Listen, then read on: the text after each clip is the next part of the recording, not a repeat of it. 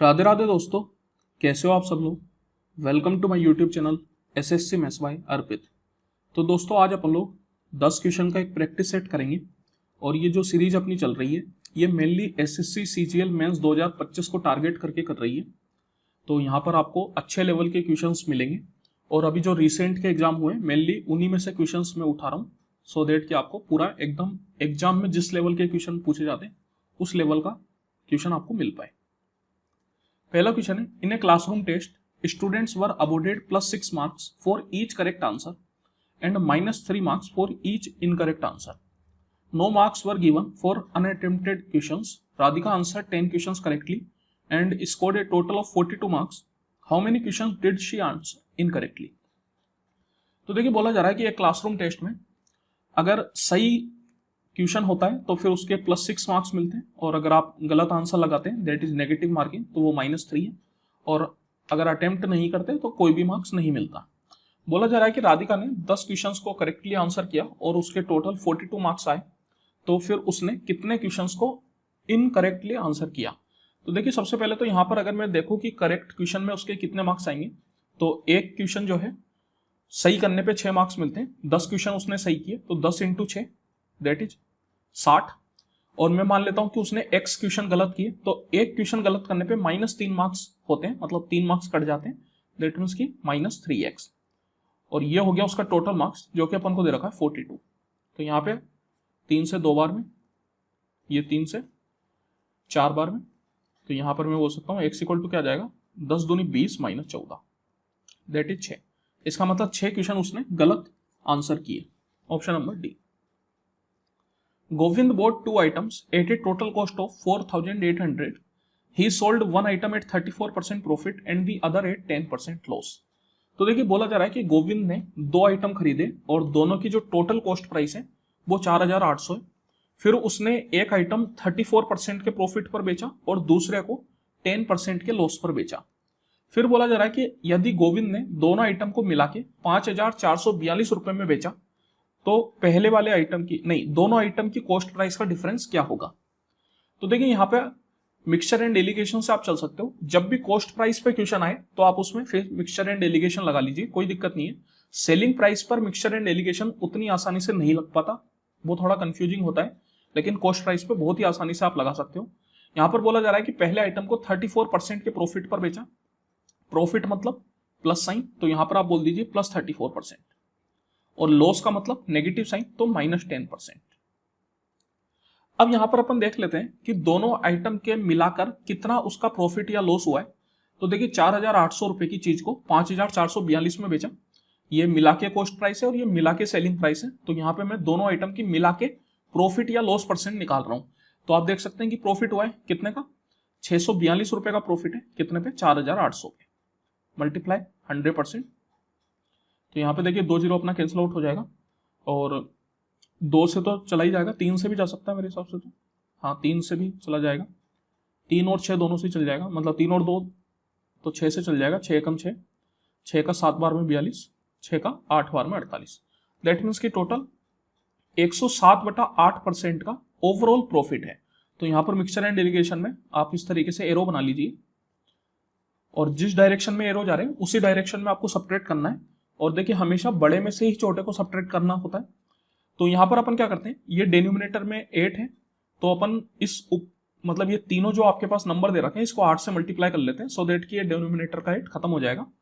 तो यहां पर भी मैंने 8 से मल्टीप्लाई किया, यहां पर भी 8 से मल्टीप्लाई किया और यहां पर भी 8 से मल्टीप्लाई किया, तो ये 8 तो अपना कैंसिल आउट हो गया। तो अब आप देखिए 8 × 34 कितना हो गया, 8 चौको 32 और 8 3 24, 24 और 3 27, मतलब 272। तो 272 में से अगर आप 107 घटाएंगे तो कितना बच जाएगा आपके पास, तो ये आ गया 165। और फिर यहां पर अगर मैं बात करूं तो ये हो गया आपके पास -80। तो 107 में से अगर आप -80 घटाएंगे तो वो आ जाएगा 107 + 80 दैट इज 187। तो ये हो गया अपना रेशियो। तो अब आप देख सकते हैं यहाँ पे अपन को दोनों की कॉस्ट प्राइस का डिफरेंस पूछ रहा है और ये जो रेशियो अपने पास आता है ये कॉस्ट प्राइस का ही रेशियो आता है।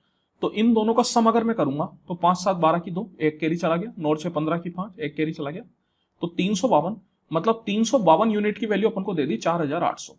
और इनका डिफरेंस अगर आप देखेंगे तो 7 में से 5 गया 2, 18 में से 16 गया 2, मतलब 22 यूनिट की वैल्यू आपसे पूछी जा रही है।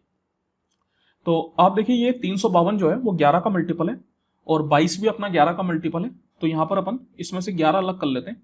इसको मैं क्या लिख सकता हूँ, अगर मैं इसको 11 से कैंसिल आउट करना चाहूँ तो ये 11 इंटू 11 × 33 और 11 दूनी 22, तो ये 11 इंटू 32 हो गया। तो यहाँ पर मैं 16 से इसको कैंसिल आउट कर देता हूँ, 16 दूनी 32, 16 का 3 बार में 48 और ये 00 और ये देखिए 11 दूनी 22, तो 11 दूनी 22 की वैल्यू आ गई 300 और अपन को 22 की ही वैल्यू निकालनी है, तो क्या आ जाएगा 300। दैट मीन्स कि इन दोनों की कॉस्ट प्राइस का जो डिफरेंस होगा वो हो जाएगा 300 रुपए। A tower stands vertically on the ground from point P, which is located 40 meters from the base of the tower. The angle of elevation of the tower's top is alpha, where tan alpha is equal to 1.5. तो देखिए बोला जा रहा है कि एक tower है जो कि इस तरीके से एक ग्राउंड पे खड़ा हुआ है, मान लेते हैं ये अपना ग्राउंड है। फिर फ्रॉम पॉइंट पी से जो कि 40 मीटर दूर है टावर से, मतलब ये वाला जो डिस्टेंस आपको दे रखा है ये दे दिया 40 metre. The angle of elevation of towers top, तो टावर्स के टॉप का जो एंगल ऑफ एलिवेशन है इस पॉइंट पी से वो अल्फा के बराबर है और यहां पर अपन को tan अल्फा इक्वल टू दे दिया 1.5। तो tan अल्फा कितने डिग्री एंगल पर 1.5 होता है ये तो अपन को नहीं पता, इसलिए अपन अल्फा तो यहां पर नहीं निकाल सकते, तो इसमें ऐसे ही छोड़ देते हैं, आगे जो भी होगा फिर देख लेंगे। From another point Q situated 60 metre away from the foot of the tower in line with point P, the angle of elevation to the top of the tower is beta. What is the value of tan beta? तो अब आप देखिए यहाँ पे tower के foot से 60 metre की दूरी पे मैंने पॉइंट Q लिया है। ये जो डिस्टेंस था ये 40 मीटर था, इसका मतलब पॉइंट Q क्या होगा, P के बाद होगा। तो यहाँ पर मान लीजिए पॉइंट Q है अपना, तो ये 40 मीटर हो गया, इसका मतलब ये जो डिस्टेंस होगा ये बाकी बचा हुआ ये 20 मीटर हो जाएगा, बिकॉज दोनों मिला के क्या हो गया 40 + 20 60। तो पॉइंट Q जो है टावर के बेस से 60 मीटर की दूरी पे, और इस पॉइंट Q से इस टावर के टॉप का एंगल ऑफ एलिवेशन जो है वो बीटा के बराबर है। तो tan बीटा की वैल्यू अपन से यहां पे पूछी जा रही है। तो देखिए यहां पे अपन जानते हैं कि tan alpha is equal to perpendicular upon base. तो अगर जैसे मैं नेमिंग करना चाहूं, ये P और Q तो बोला ही गया है, इसको मैं A और B बोल देता हूं। तो ये ट्राइंगल ABP में tan अल्फा इक्वल टू अपने पास हो जाएगा AB अपॉन AP, मतलब परपेंडिकुलर अपॉन बेस, और ये tan अल्फा अपन को दे रखा है 1.5। तो यहां से आप AB की वैल्यू निकाल सकते हो। AB इक्वल टू आपके पास आ जाएगा 1.5 इंटू AP जो कि है 40, दैट इज कितना आ गया, ये आ गया आपके पास 60 के बराबर, 60 मीटर। और tan बीटा की अगर मैं बात करूं तो tan बीटा में पूरे ट्राइंगल में आप देखिए ABQ में, तो tan बीटा इक्वल टू हो जाएगा आपके पास AB अपॉन AQ।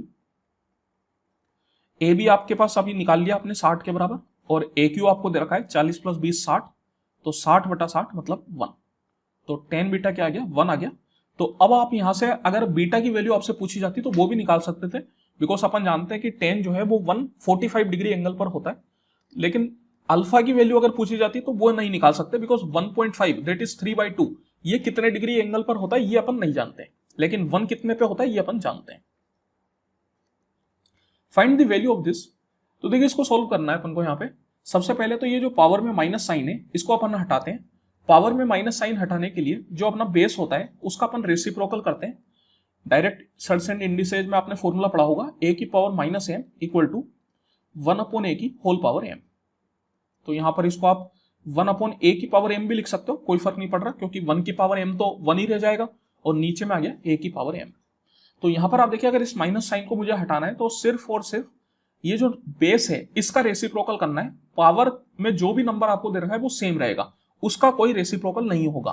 तो ये अपने पास बन जाएगा 49/15625 की होल पावर 3/2 मल्टीप्लाई 5/7 की होल पावर 6। अब यहां पे देखिए डिवाइड को अगर अपन मल्टीप्लाई में चेंज करते हैं तो जो पीछे वाला नंबर होता है उसका रेसिप्रोकल होता है। अगर इसको मैं पावर फॉर्म में लिखूं तो इसको अपन कैसे लिखेंगे, ये जो 4 आपको दिख रखा है इसका मतलब होता है फोर्थ रूट मतलब पावर में 1/4। तो ये अपने पास बन गया 625 की पावर -3 इंटू 1/4 दैट इज -3/4। तो अब आप देखिए जब मैं डिवाइड को मल्टीप्लाई में चेंज करूंगा तो इसका रेसिप्रोकल होगा, लेकिन फिर जब मैं ये माइनस साइन हटाऊंगा तो फिर से रेसिप्रोकल होगा। तो 2 बार रेसिप्रोकल होने पे ये सेम चीज बन जाएगी। तो ये आपके पास बन गया 625 की होल पावर 3/4। अब यहां पर आपको क्या करना है, ये है एक तरीके से स्क्वायर रूट, हाफ का मतलब क्या हो गया, ये 3 को तो अलग कर दीजिए, 3 इंटू हाफ में इसको लिख सकता हूं, और हाफ का मतलब हो गया स्क्वायर रूट। तो इस हाफ को मेरे को कैंसिल आउट करने के लिए ये जो नंबर आपको दे रखे हैं इसको अपन 2 की पावर में लिखेंगे, मतलब पावर में 2 होना चाहिए। तो देखिए 49 तो अपन को सीधा सीधा दिखता है, 7 का स्क्वायर होता है। अगर मैं बात करूं 15625 की, तो ये है 25 का क्यूब।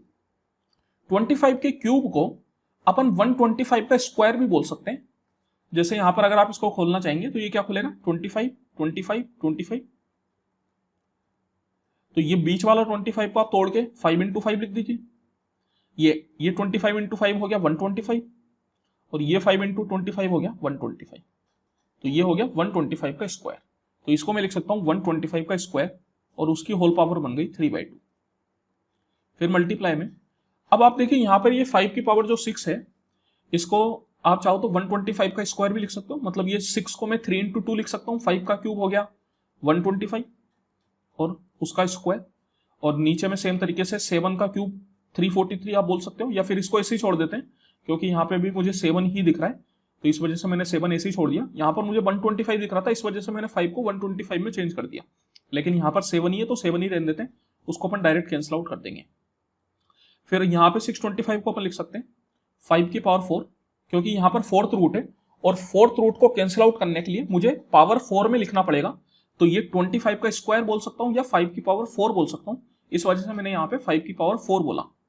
तो अब आप देखिए यहाँ पे पावर आपस में मल्टीप्लाई होती है, तो मैं बोल सकता हूँ ये बन गया 2 इंटू हाफ। तो 2 इंटू हाफ मतलब 2 से 2 कैंसिल आउट हो गया, तो ये 2 भी कैंसिल आउट हो गया और ये 2 भी कैंसिल आउट हो गया। फिर सेम तरीके से ये 4 भी कैंसिल आउट हो गया। तो ये आपके पास बन गया 7 का cube divide by 125 cube multiply 125 square divide by 7 की पावर 6 मल्टीप्लाई 5 का क्यूब। तो अब आप देख सकते हैं सबसे पहले तो एक 125 स्क्वायर मतलब 125 स्क्वायर तो यहाँ पे कैंसिल आउट हो जाएगा, केवल और केवल 125 रह गया, और 5 का क्यूब 125 होता है, तो इस 5 के क्यूब से ये 125 भी अपना कैंसिल आउट हो गया। अब यहाँ पर आप चाहें तो सर्ड्स एंड इंडिसेस की प्रॉपर्टी लगा सकते हैं। जैसे अगर ये 7 की पावर 3 को मेरे को नीचे लेके जाना है, तो इसको मैं क्या लिखूंगा, इसको मैं लिखूंगा 7 की पावर -3 इंटू 7 की पावर 6। तो यहाँ पर अपन जानते हैं कि जब बेस सेम होता है तो पावर ऐड हो जाती है, तो ये अपने पास बन जाएगा 1/7 की पावर 6 - 3 दैट इज 3, और 7 का क्यूब हो गया 343। तो ये आ गया 1/343, option number A. Mohan borrows a sum of rupees 4,22,092 at the rate of 20% per annum simple interest at the end of first year he repays 21,679 towards return of principal amount borrowed. देखिए बोला जा रहा है कि मोहन ने 4,22,092 रुपए 20% पर एनम सिंपल इंटरेस्ट पर उधार लिए, एक साल के अंत पे उसने 21,669 रुपए प्रिंसिपल अमाउंट में से चुका दिए। If Mohan clears all pending dues at the end of the second year including interest payment that accrued during the first year, how much does he pay at the end of the second year. यदि Mohan second year के end पर अपना जितना भी बकाया है उस सारे को चुका देता है, तो फिर सेकेंड ईयर के एंड पर उसने कितना पैसा दिया होगा, ये अपन से पूछा जा रहा है। तो देखिए यहाँ पर सिंपल इंटरेस्ट में क्या होता है कि केवल और केवल प्रिंसिपल पर ही इंटरेस्ट लगता है, भले टाइम कितना भी हो, 1 साल 2 साल 3 साल कितना भी टाइम हो, केवल प्रिंसिपल पर इंटरेस्ट लगेगा। तो मैं बोल सकता हूं कि पहले साल पर 4,22,092 रुपए पर 20% के हिसाब से कितना इंटरेस्ट लगा वो अपन निकाल लेते हैं। तो इसका 20% यहां पर हो गया आपके पास 2/10। इसको मैंने 2/10 लिखा क्योंकि यहां पर मैं डायरेक्ट 2 से मल्टीप्लाई कर दूंगा और फिर एक डिजिट के बाद डिसमल लगा दूंगा फ्रॉम राइट एंड। तो ये 2 दूनी 4, 9 दूनी 18 की 8, एक कैरी चला गया, 2 दूनी 4, 2 दूनी 4, 4 दूनी 8। तो यहां पर डिसमल लग जाएगा आपका, दैट मीन्स कि 84,418.4 इतने रुपए का इंटरेस्ट लगेगा। अब देखिए बोला जा रहा है कि उसने पहले साल के अंत पे 21,669 रुपए जो है वो प्रिंसिपल में से चुकाए। अब प्रिंसिपल में से उसने अगर कुछ पैसा दे दिया, इसका मतलब है कि उसका जो प्रिंसिपल है वो घट गया। तो प्रिंसिपल कितना रह गया, 12 में से 9 गया 3, 8 में से 7 गया 1, 10 में 6 गया 4, और 1 में से 1 गया 0, और ये 40। तो उसका जो प्रिंसिपल है वो सिर्फ और सिर्फ 4,04,13 रुपए रह गया। इसका मतलब अब सेकेंड ईयर पर जो इंटरेस्ट उसके लगेगा वो सिर्फ और सिर्फ इस अमाउंट पर लगेगा।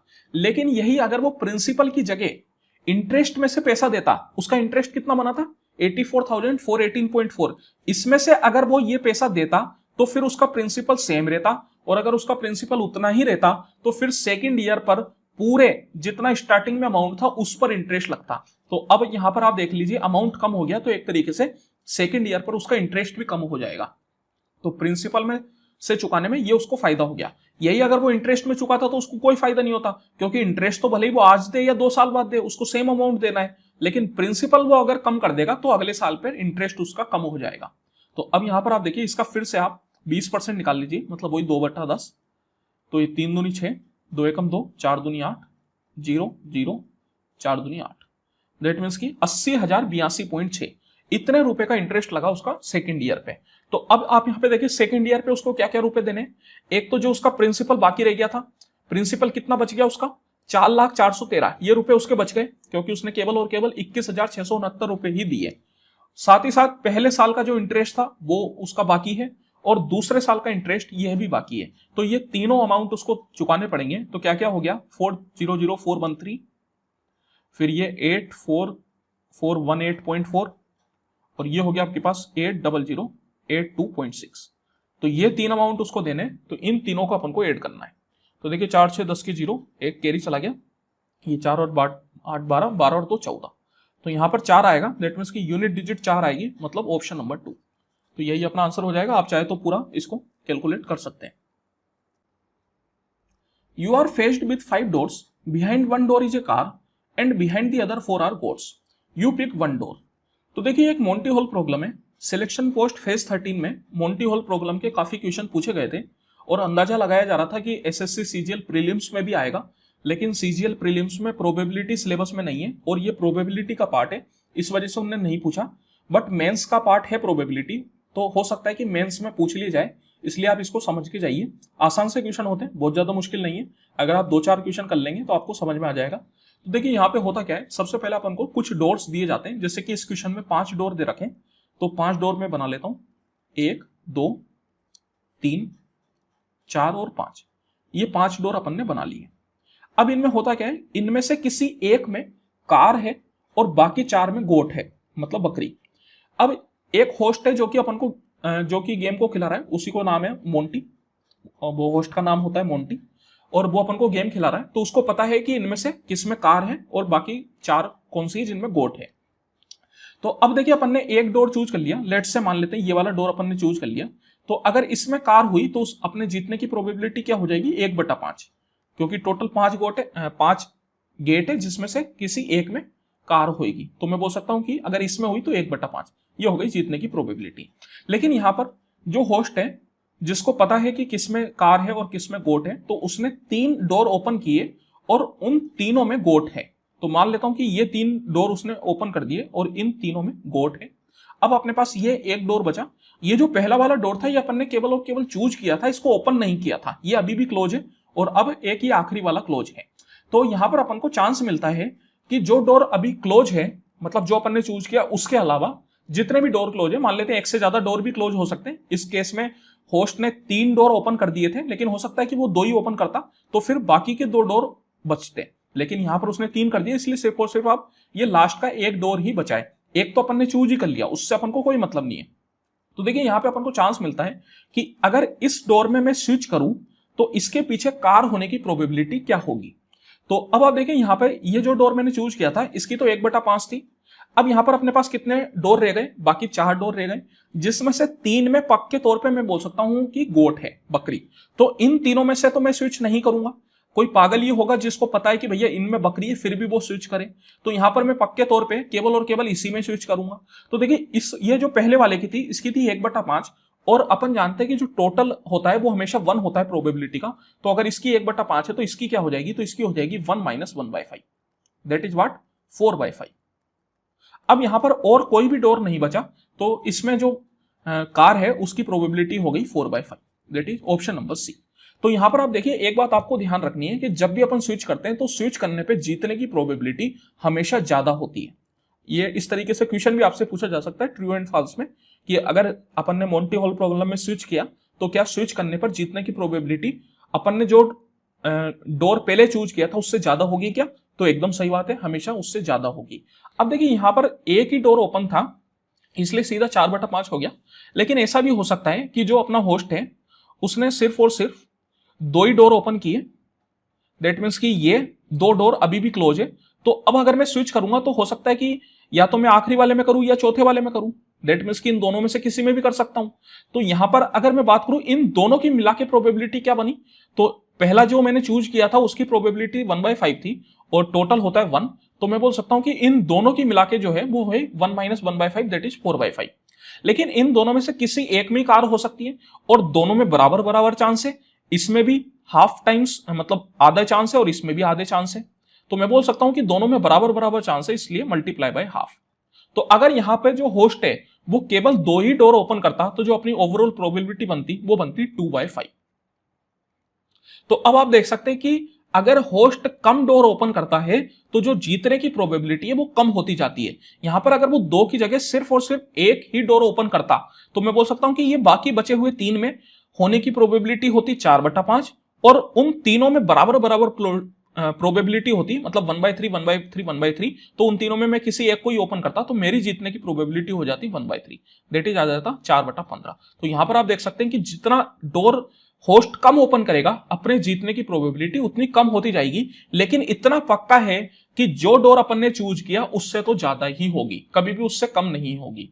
तो देखिए यहां पर आपको डायरेक्ट तरीका भी ध्यान रखना है। डायरेक्ट तरीका क्या होता है, जितने भी डोर आपके पास है, लेट्स से n डोर है, तो यहां पर डिवाइड बाय n। एक डोर आपने चूज कर लिया, उसको हटा दीजिए। अब कितने डोर आपके पास बच गए, n-1। तो यहां पर आप जो बाकी डोर है उनमें स्विच करोगे जिसमें जीतने की प्रोबेबिलिटी हो गई n-1/n। अब अगर यहां पर केवल और केवल एक ही डोर अनओपन बचा है आपके चूज करे हुए के अलावा, तो यही आपकी जीतने की प्रोबेबिलिटी हो जाएगी। लेकिन मान लेते हैं कि जो होस्ट है उसने सारे डोर ओपन नहीं किए, हो सकता है कि उसने कुछ डोर ही ओपन किए, लेट्स से x। तो यहां पर मैं बोल सकता हूं कि अब कितने डोर अनओपन है अपने चूज करने के अलावा, टोटल n डोर थे जिसमें से एक को तो अपन ने चूज कर लिया और x डोर जो है वो होस्ट ने ओपन कर दिए, दैट इज n-1 - x। और इसमें से केवल और केवल एक के पीछे कार होगी। तो ये हो गई अपनी ओवरऑल प्रोबेबिलिटी। ठीक है, तो ये अपना हो जाता है फॉर्मूला। लेकिन इस फॉर्मूले पे आप बिल्कुल भी मत जाइए, इस तरीके से बना के आप इस क्वेश्चन को बहुत ही आसानी से कर सकते हैं। बस आपको ध्यान रखना है कि एक डोर आपने चूज कर लिया, बाकी बचे हुए डोर में होने की प्रोबेबिलिटी क्या हो गई, n-1/n। अब यहां पर अगर एक से ज्यादा डोर अनओपन है तो उनको सब में बराबर बराबर कर दीजिए, उनकी प्रोबेबिलिटी बराबर बराबर डिवाइड कर दीजिए और एक से मल्टीप्लाई कर दीजिए। R pays ₹100 to P with ₹5, ₹2 and ₹1 coins. The total number of coins used for paying are 40. What is the number of coins of denomination 5 rupees in the payment? तो देखिए बोला जा रहा है कि R ने P को 100 रुपए दिए और उसने 5 रुपए, 2 रुपए और 1 रुपए के कॉइन के फॉर्म में दिए। फिर बोला जा रहा है जो टोटल नंबर ऑफ कॉइन उसने दिए वो 40 दिए, तो 5 रुपए के कितने कॉइन उसने दिए होंगे, ये अपन से पूछा जा रहा है। तो देखिए यहाँ पे जो चीज मिसिंग है वो ये कि इस तरीके के क्वेश्चन में अपन को दिया जाता है कि ये 5 रुपए, 2 रुपए और 1 रुपए के जो कॉइन मैंने दिए उनका रेशियो क्या था, उनकी संख्याओं का रेशियो अपन को यहाँ पे दिया जाता है। अगर वो दिया जाता है तो फिर ये क्वेश्चन नॉर्मली हो जाता है।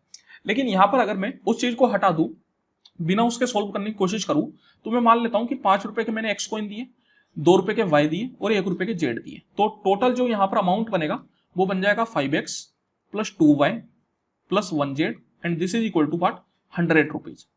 और यहां पर मैं बोल सकता हूं कि नंबर ऑफ कॉइन्स जो है वो 40 है, तो x + y + z this is equal to 40। तो यहां पर आप देख सकते हैं कि दो इक्वेशन, तीन वेरिएबल, तो दो इक्वेशन होने पे तीन वेरिएबल सोल्व नहीं किए जा सकते। अब इनमें से किसी एक को आपको अपने हिसाब से कुछ मानना पड़ेगा। जैसे यहाँ पे मैं x y z में से मान लेते हैं जेड को कुछ मान लेता हूं, तो अब जेड को क्या मानूं, क्योंकि ऐसा कोई जरूरी नहीं है कि मैं कुछ भी मान लूं और मेरा काम हो जाएगा। जैसे अगर मैंने जेड को 0 मान लिया तो 0 मानना भी सही नहीं है, बिकॉज अगर मैंने जेड को 0 मान लिया इसका मतलब क्या हो गया कि मैंने 1 रुपए का एक भी कॉइन नहीं दिया। लेकिन 1 रुपए का एक भी कॉइन नहीं दिया ये तो बात गलत हो गई, क्योंकि 1 रुपए के कॉइन अपन ने दिए, दैट में 0 भी नहीं मान सकते। 0 के अलावा अगर आप कुछ और मानना चाहोगे तो वो भी जरूरी नहीं है कि उस पर फिर एक्स और वाई की वैल्यू आपकी इंटीजर आ जाए, बिकॉज कॉइन्स की संख्या हमेशा क्या होनी चाहिए, इंटीजर में होनी चाहिए। दैट मीन्स कि जेड की कोई ऐसी वैल्यू चाहिए जिसके लिए एक्स और वाई की वैल्यू इंटीजर आ जाए। तो अब आप देखिए उसको सोचना बड़ा मुश्किल काम है, इसलिए अपन इस क्वेश्चन को इस तरीके से नहीं करेंगे बल्कि ऑप्शन से करेंगे। मैं मान लेता हूं कि 5 रुपए के 17 कॉइन उसने दिए होंगे, पहला वाला ऑप्शन यहां पे मैं देख रहा हूं। तो अगर 5 रुपए के 17 कॉइन दिए होंगे तो टोटल अमाउंट कितना बनेगा, 17 × 5 = 85 रुपए। दैट मीन्स कि 5 रुपए की फॉर्म में उसने 85 रुपए दे दिए, टोटल 100 रुपए देने थे, तो 100 - 85 मतलब 15 रुपए बचे। इसका मतलब ये जो 15 रुपए हैं वो 2 रुपए और 1 रुपए के फॉर्म में दिए होंगे। अब यहां पर कोइंस की संख्या कितनी रह गई, तो मैं बोल रहा हूं कि 17 कोइन उसने दे दिए, टोटल 40 कोइन थे, तो 40 माइनस 17 दैट मींस कि 23 कोइन बचे। इसका मतलब ये 2 रुपए और 1 रुपए के जो टोटल कॉइन है उनकी संख्या हो गई 23। अब यहां पर देखिए अगर आप स्मॉलेस्ट डेनोमिनेशन 1 रुपए भी लेके चलेंगे तो 1 रुपए के अगर मैं 23 कॉइन भी मान लूं, मैंने मान लिया कि y 0 है, वैसे उसको नहीं मान सकता लेकिन फिर भी मैंने मान लिया, तो भी यहां पर आप देखिए 1 इंटू 23 रुपए बनते हैं, लेकिन यहां पर अपन को कितने देने हैं, सिर्फ 15 रुपए देने हैं। तो क्या ये कभी भी पॉसिबल है क्या, मुझे 23 रुपए दे, मतलब मेरा जो अमाउंट बन रहा है वो 23 बन रहा है लेकिन मुझे देने 15 ही है, तो ये पॉसिबल नहीं है। इस वजह से अपना ऑप्शन 1 पॉसिबल नहीं है।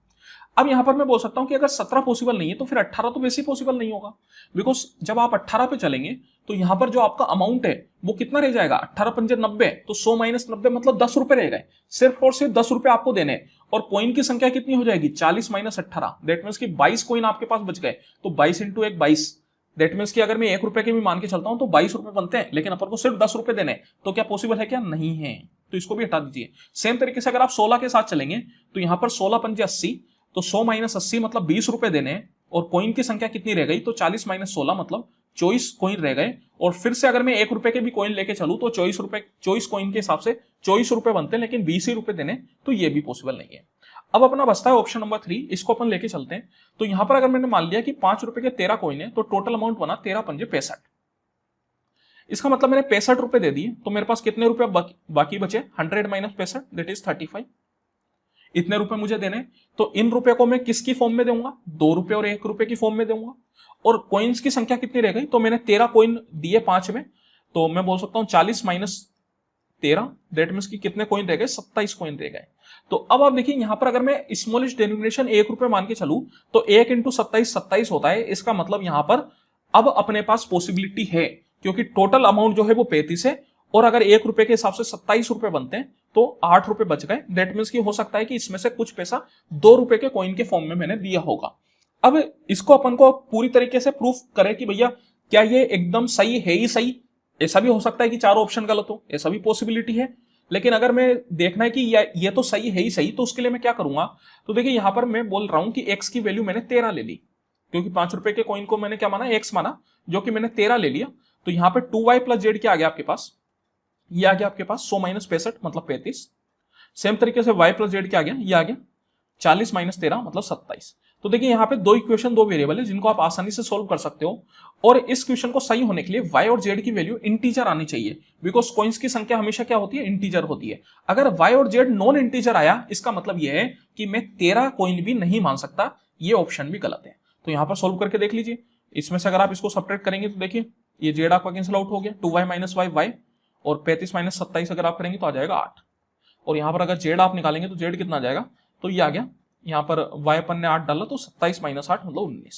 तो आप यहाँ पे देख सकते हैं कि मैंने 2 रुपए के 8 कॉइन लिए, और 1 रुपए के 19 कॉइन लिए, और 5 रुपए के 13 कॉइन लिए, तो मैंने टोटल कितना अमाउंट दे दिया, 100 रुपए दे दिए, और टोटल कॉइन्स कितने बन गए, तो टोटल कॉइन बन गए 40। दैट मीन्स कि ऑप्शन नंबर 3 जो है पूरी तरीके से सेटिस्फाई हो रहा है, तो यही अपना आंसर हो जाएगा। In triangle ABC if the Euler line is vertical and passes through these points then which point is the centroid. तो देखिए यहां पे अपन को एक ट्राइंगल एबीसी दे रखा है, इस ट्राइंगल एबीसी में एक यूलर लाइन है जो कि इन 3 पॉइंट से पास हो रही है, और ये वर्टिकल है, बिकॉज अगर आप इन तीनों पॉइंट के एक्स कोऑर्डिनेट देखेंगे तो वो इक्वल है, दैट मीन्स कि ये लाइन क्या होगी, ये एक वाई एक्सिस होगी, मतलब वर्टिकल लाइन होगी। तो यहां पर मैं बोल सकता हूं ये वाला जो पॉइंट है ये हो गया 3,0, ये हो गया 3,4, और ये हो गया 3,8। तो अब यहां पे अपन से पूछ रहा है कि अगर ये एक यूलर लाइन है तो इन तीनों में कौन सा सेंट्रोइड है। तो देखिए यहां पे सबसे पहले तो यूलर लाइन आप समझिए कि यूलर लाइन का कंसेप्ट क्या होता है, कोई भी ट्राइंगल हो, हर ट्राइंगल में एक यूलर लाइन होती है जो कि कम से कम, मतलब कोई भी लाइन बहुत सारे पॉइंट से पास होती है, लेकिन उसमें से ये 3 पॉइंट जो है वो फिक्स होते हैं। ये वाला जो पॉइंट है इसको अपन बोलते हैं सर्कम सेंटर, इस वाले पॉइंट को अपन बोलते हैं सेंट्रोइड जिसको अपन जी से भी डिनोट करते हैं, और इसको अपन बोलते हैं ऑर्थो सेंटर जिसको अपन एस से डिनोट करते हैं। इनके बीच में हमेशा 2:1 का डिस्टेंस होता है। तो देखिए ऐसा कोई फिक्स नहीं है कि ये जो ऑर्थो सेंटर है वो लेफ्ट ही होगा, ऑर्थो सेंटर राइट भी हो सकता है, और सेंट्रोइड लेफ्ट, जो सर्कम सेंटर है वो लेफ्ट भी हो सकता है। बस ये फिक्स है कि ये जो सेंट्रोइड होगा वो इन दोनों के बीच में ही होगा। अब अगर मैं इस क्वेश्चन की बात करूं, इस क्वेश्चन में वो कहना क्या चाहता है, इस क्वेश्चन में वो सेंट्रोइड अपन से पूछ रहा है, और जैसा कि यूलर लाइन का कंसेप्ट होता है कि जो सेंट्रोइड है वो ऑर्थो सेंटर और सर्कम सेंटर के बीच में होता है, तो उस हिसाब से जो आंसर वो अपन से लेना चाह रहा है वो लेना चाह रहा है 3,4, क्योंकि यही एकमात्र पॉसिबल आंसर है। लेकिन कायदे से अगर मैं देखूं तो ये क्वेश्चन सरासर गलत है, बिकॉज आपको यहां पे बोल दिया गया कि ये 3 पॉइंट दे रखे हैं और इसमें सेंट्रोइड बताओ। तो क्या कभी भी ऐसा बताया जा सकता है क्या? भैया यूलर लाइन इन 3 पॉइंट से पास होती है, मैं मानता हूं, लेकिन क्या केवल इन ही 3 पॉइंट से पास होती है क्या? वो तो ढेर सारे पॉइंट से पास होती है। कोई भी लाइन हो इनफाइनाइट नंबर ऑफ पॉइंट से पास होती है, तो इसके बीच में बहुत सारे पॉइंट होंगे। मान लेते हैं यहां पर ये यूलर लाइन आगे गई होगी, तो ये वाला पॉइंट 3,12 हो गया होगा। तो अगर उसके हिसाब से मैं देखूं तो फिर 3,12 और 3,4 के बीच में तो 3,8 लाई करता है, तो फिर तो उस हिसाब से ये अपना सेंट्रोइड बन जाना चाहिए। तो फिर तो ये अपना आंसर हो गया। और यहां पर आप देखिए, अगर जैसे मैं मान के भी चलूं कि ये 3,4 अपना सेंट्रोइड है और 3,8 अपना ऑर्थो सेंटर और 3,0 अपना सर्कम सेंटर है, तो फिर इनके बीच में क्या 2:1 होना चाहिए। लेकिन यहां पर अगर आप देखेंगे तो ये कितना डिस्टेंस है, ये है 4 यूनिट का, और सेम तरीके से ये भी कितना डिस्टेंस है, ये भी 4 यूनिट है। तो इनके बीच में अगर आप रेशियो देखेंगे तो ये तो 1:1 हो गया। तो अगर ये 1:1 हो गया तो उसके हिसाब से ये जो अपना ऊपर वाला ये ना तो सर्कम सेंटर है ना ही ऑर्थो सेंटर है, और नीचे वाला भी ना सर्कम सेंटर है ना ही ऑर्थो सेंटर है, तो फिर ये बीच वाला सेंट्रोइड ही होगा। ऐसा मैं कैसे कह सकता हूं? ऐसा मैं बिल्कुल भी नहीं कह सकता। तो सरासर क्वेश्चन गलत है, लेकिन जो वो आंसर चाह रहे थे आपसे वो ये 3,4 चाह रहे थे, बट क्वेश्चन उन्होंने गलत कर दिया। उनको यहां पर आपको क्लियर करना चाहिए था कि 3,0 या 3,8 में से एक आपका ऑर्थो सेंटर या फिर सर्कम सेंटर है, और इनके बीच का जो रेशियो है वो 2:1 बनाना चाहिए था, तब जाके आप बोल सकते थे कि बीच वाला आपका सेंट्रोइड होगा। लेकिन यहां पर क्वेश्चन गलत है। मैं ऑप्शन सी लगा रहा हूं क्योंकि उन्होंने ये ऑप्शन दिया है, बट आप समझ लीजिए। In an election between two candidate, y% of the voters did not vote, 10% of the votes cast were declared invalid, while all the valid votes were cast in favor of either of the two candidates. The candidate who got 59.375% of the valid vote cast was declared elected by 2484 votes. If the number of people eligible to vote in that election was 16,000, what is the value of y? तो देखिए यहाँ पे सबसे पहले तो आपको जो total number of people है जो कि इलेक्शन में वोट डाल सकते हैं उनकी संख्या दे दी 16,000। फिर बोला जा रहा है कि इसमें से y% लोगों ने अपना वोट नहीं डाला, तो कितने लोगों ने वोट डाला? इसका अगर आप y% निकालेंगे तो देखिए 16,000 का y% कितना बन गया आपके पास? ये बन गया 16,000 इंटू y/100, तो ये 2 0 कैंसिल आउट हो गया, दैट इज 160y। इसका मतलब 160y लोगों ने अपना वोट नहीं डाला। तो कितने लोगों ने वोट डाला? तो 16,000 माइनस 160y, इतने लोगों ने ही अपना वोट डाला। फिर बोला गया कि इसमें से भी जो 10% वोट थे वो इनवैलिड घोषित कर दिए गए, तो वैलिड वोट कितने रह गए? क्योंकि जो काउंटिंग की जाती है वो हमेशा वैलिड वोट पे की जाती है, तो वैलिड वोट कितने रह गए? तो मैं बोल सकता हूं कि इसका 90% जो है वो अपना रह गया वैलिड वोट। तो इसका 90% अगर आप निकालेंगे तो 90% का मतलब क्या हो गया? 9/10, तो 16,000 माइनस 160y इंटू 9/10, ये हो गया अपने पास वैलिड वोट की संख्या। अब जो काउंटिंग होगी, मतलब जो दो कैंडिडेट इलेक्शन में खड़े हुए थे, तो इन दोनों कैंडिडेट के बीच में ही वोट पड़े, तो ये जो काउंटिंग होगी इसी में से इन दोनों कैंडिडेट का हिस्सा होगा। इसमें से कुछ वोट पहले कैंडिडेट के होंगे और बाकी बचे हुए दूसरे कैंडिडेट के होंगे। जो इनवैलिड वोट है उससे कोई मतलब नहीं होता, उनको काउंट नहीं किया जाता। अब बोला जा रहा है जो कैंडिडेट जीता उसको टोटल वैलिड वोट का 59.375% मिला। तो देखिए टोटल वैलिड वोट क्या है? ये पूरा जो है वो टोटल वैलिड वोट है, इसका 59.375% ये जो है एक कैंडिडेट को मिला, तो दूसरे को कितना मिला होगा? तो मैं अगर जैसे मैं टोटल वैलिड वोट की संख्या 100% मान लूं तो 100 माइनस 59.375 जो कि कितना आ जाएगा आपके पास? तो ये आपके पास आ जाएगा 40.625%। तो इतना वोट जो है वो दूसरे कैंडिडेट को मिला। अब बोला जा रहा है कि जो कैंडिडेट जीता वो 2484 वोट से जीता। इसका मतलब क्या हुआ कि उसको हारने वाले के कंपैरिजन में 2484 वोट ज्यादा मिले, मतलब इन दोनों का जो डिफरेंस है वो आपको दे दिया 2484। तो इनका डिफरेंस देखिए अगर आप निकालेंगे तो कितना आ जाएगा? 5 में 5 गया 0, 7 में 2 गया 5, 13 में 6 गया 7, और ये आ गया 18। दैट मीन्स कि 18.75% की वैल्यू आपको दे दी 2484। और ये जो 18.75% है ये किसका होगा? ये होगा टोटल वैलिड वोट का, क्योंकि यहां पर जो 59.375% था वो वैलिड वोट का था, तो हारने वाले के जो अपन को मिले 40.625 वो भी वैलिड वोट के मिले, तो इनका जो डिफरेंस होगा वो भी वैलिड वोट का होगा। मतलब ये 18.75% जो है वो इस वैलिड वोट की संख्या है, तो यहां पे मैं बोल सकता हूं कि 18.75 by 100 multiply 16,000 minus 160 Y into 9/10 equal to 2484। यहां पे अपन को y की वैल्यू पूछी जा रही है। देखिए सबसे पहले तो एक जीरो अपन हटा सकते हैं यहाँ पे, फिर यहाँ पर मैंने 4 से काटा 400 बार में, 4 से काटा 4 बार में, 4 से काटा 25 बार में, 25 से ये कैंसिल आउट हो जाएगा, 25 का 7 बार में 175 और ये बन गया 125, मतलब 25 का 5 बार में। फिर यहाँ पर आप देखिए 4 से 100 बार में, 4 से 1 बार में, और 4 से कैंसिल आउट हो जाएगा, 4 का 6 बार में, 2 बार में, 1 बार में, और 9 से ये कैंसिल आउट हो जाएगा फिर से, 9 6 जा 54 और कितना आ गया 54 मतलब 81, तो 9 9 जा 81, तो ये आ गया आपके पास 69। ठीक है, तो अब आप देखिए यहाँ पे क्या बन गया, ये बन गया 100 minus Y equal to 69 by 0.75।